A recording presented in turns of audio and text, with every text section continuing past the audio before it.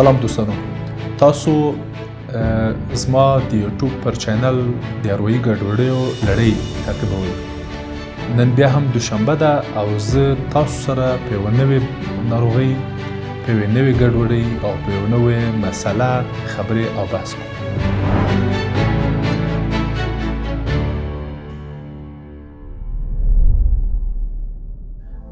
نن پر اضطراب خبرې کوو دوستانو. اضطراب یو اروایي ګډوډي ده چې زه نه پوهېږم چې پښتو ژباړه یا پښتو معنا باید څه وي.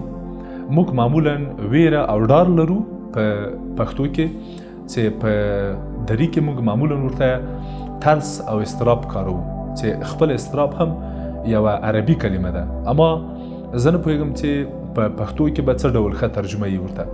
خو فکر کوم که هغه داسې ووایم چې هغه ډار چې منبع او منشأ نه ده معلومه، علت او دلیل نه ده معلوم، او په ناببره ډول پاره ډول او تیت ډول ویره چې نښه او نشانه هم نسته، دغه ویرې ته موږ معمولا په اروپونه کې اضطراب یا په اصطلاح ډار وایو. په دې ویره کې فرد ډیر زیات او له واقعیته پرته اندېښمن او تشویشي. فرد پرته له دې چې کومه مسله پیښه سي، پرته له دې چې کوم دلیل او کوم اثبات ولري، فرد خورا ډیر ویریږي، ډاریږي او نارامه وي. په دې اړوند اروپایانو په نړۍ کې بېلابېل تحقیقات او څېړنې کړي او تر کومه ځایه پورې چې دغه څېړنې سوي په نور نړۍ کې بېلابېل حقایق راڅرګند سوي دي. خو که ماته اجازه راکړئ دوستانو چې د افغانستان حال درکم، نو اجازه راکړئ دا تاسو سره شریکه کړم چې له بده مرغه په افغانستان کې د اضطراب ګډوډۍ لرونکي یا د اضطراب شتون یا د اضطراب د ناروغۍ شیو او خپرېدا خورا ډیره ده، او زه ادعا کولی شم چې تر بلې هرې ټولنې زموږ په ټولنه کې اضطراب تر حده ډیر او زیات ده. او اجازه راکړئ دا خبره تاسو سره وکړم دوستانو چې زموږ ټولنه اصلا یوه اضطرابي ټولنه ده. موږ له هر څه ډاریږو، موږ له هر څه ویریږو.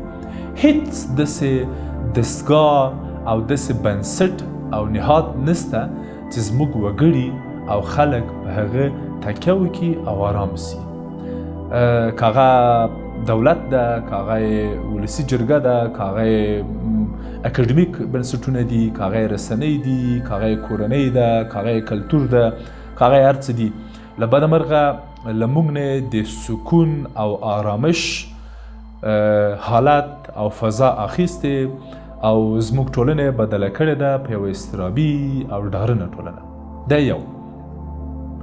دویم مورد چې غواړم یادونه وکړم، په ځوانانو کې خورا ډیره زیاته لیدل کیږي او تاسو خپله هم پوهیږئ چې د افغانستان ډیری وګړي ځوانان دي، یعنی دا ټولنه او دا وګړي ځوان دي.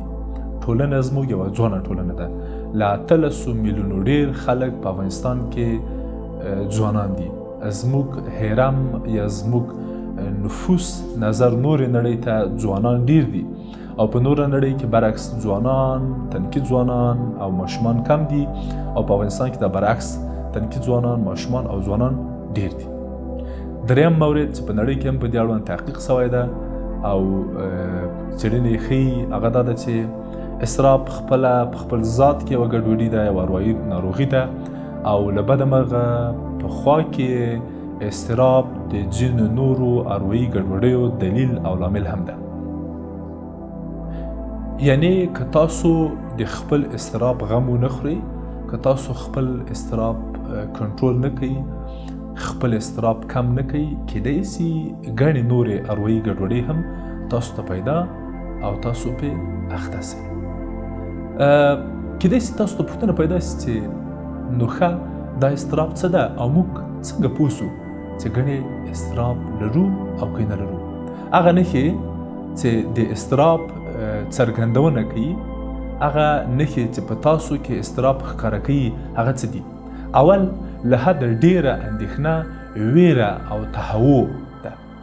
تاسو یو ډول زړه بد یې، زړه پاس کیږي، زړه راګرځي، یو ډیره زیاته ویره لري، ډیر زیات اندېښمن او له حده ډیر د مورد او وضعیت په تاسو کې لیدل کیږي.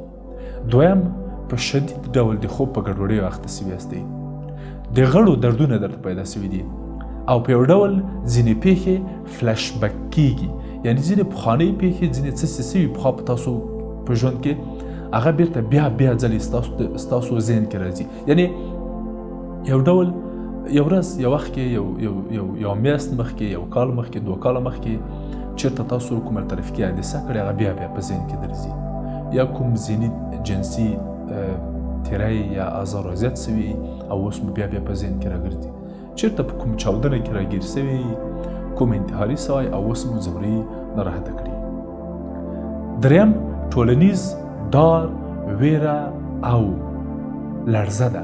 یو ډول خلکو سره مخامخ کېدل، د خلکو لیدل، یو جمعیت یا یوې ډلې او ډلګۍ ته ورننوتل، په خلکو ورتلل، ویره درته پیدا کوي. تاسو یو ډول ویریږئ، هیڅ نسته، هیڅ مشکل نسته.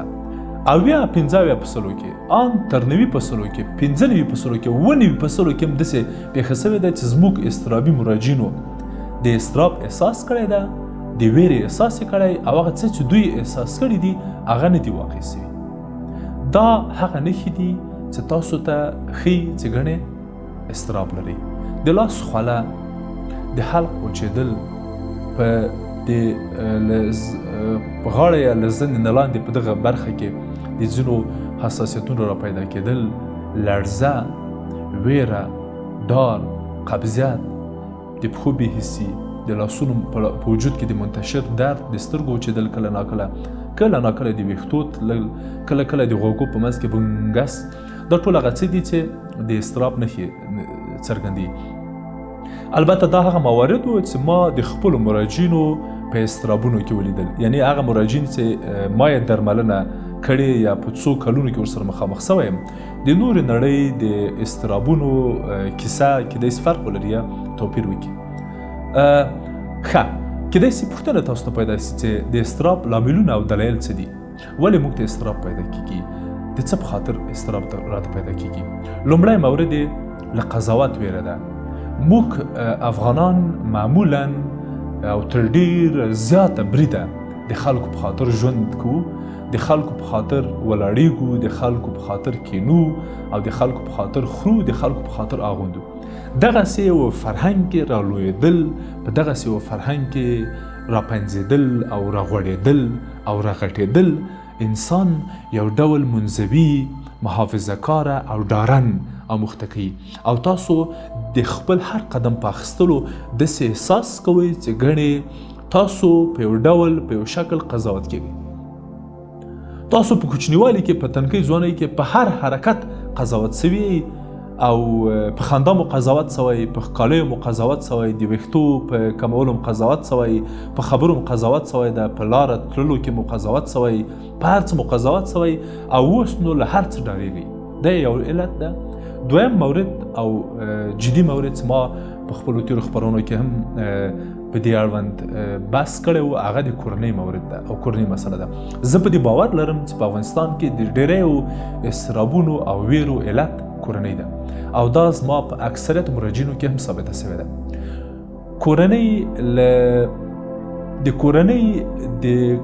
په کورنۍ کې د کړنو، په ټولنه کې د کړنو، په یوه دنده کې د کړنو له پایلو ویره هم ډېر ځله د اضطراب لامل او دلیل شوی ده. ځینې پیښې او ځینې تجربې او خاطرې هم وخت ناوخت د دې لامل ګرځي چې موږ ته اضطراب یا ویره ډار پیدا شي او موږ په ویره او ډار اخته شو. ښه، کیدای شي تاسو سره دا هم پوښتنه پیدا شي چې که احیانا موږ په اضطراب اخته یو او همداسې مخته ځو یا درملنه ونه کړو، کیدای شي څه وشي؟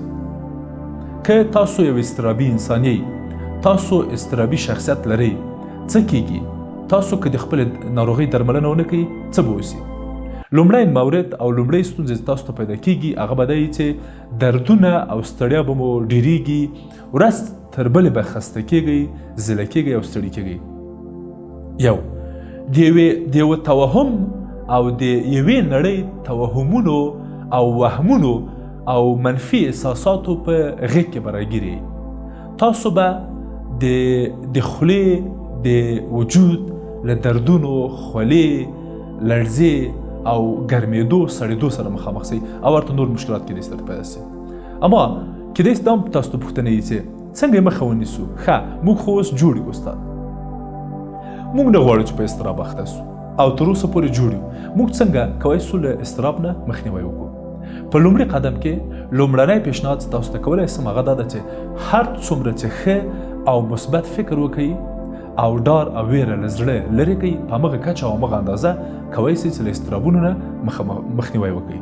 دویم مورد فکري خطاګانې، فکري یا درکي اشتباهات او ذهني خطاګانې دي چې ډېر ځله موږ هغه باورونه او فکرونه په ذهن کې لرو چې هغه خطا دي، هغه که له منځه یوسئ کومک ترسره کولی شي. ورزش او فعالیت یا په ټوله کې خوځنده حالت کومک ترسره کولی شي. اما که تاسو په اضطراب اخته یې، درملنه او د حل لار څه ده؟ اولنی مورد او تر ټولو جدي مورد دا ده چې تاسو یو منظمه موخه ځان ته جوړه کړئ، ښه عطرونه استفاده کړئ، ښه ملګري او دوستان انتخاب کړئ، خوب مو سم کړئ، هغه څه چې تاسو خوښ او خوشحاله ساتلی شي هغه ترسره کړئ، ښه خواړه ترسره کړئ، ښه خواړه وخورئ او تفریح، ورزش او کورنیو او دوستانو سره له اړیکو او په اړیکو کې مرسته وغواړئ. دا ټول کارونه ترسره کړئ. که احیانا مرسته درسره ونه کړله، ضرور یو روانشناس یا اروپو ته ورسئ تر څو مسلکي مداخله وسي او د تاسو درملنه وسي. که احیانا تاسو د اضطراب په اړوند او د کومې بلې یا هم د کومې بلې اړویي ګډوډۍ په اړوند بحث یا مشوره غواړئ یا غواړئ چې موږ په راتلونکي خپرونو کې په هغو خپرونو یا په هغو ګډوډیو یا اروایي ناروغیو بحث وکړو، موږ ته یې ضرور په کامنټ کې ولیکئ، موږ به یې حتما په نظر کې ونیسو. مننه.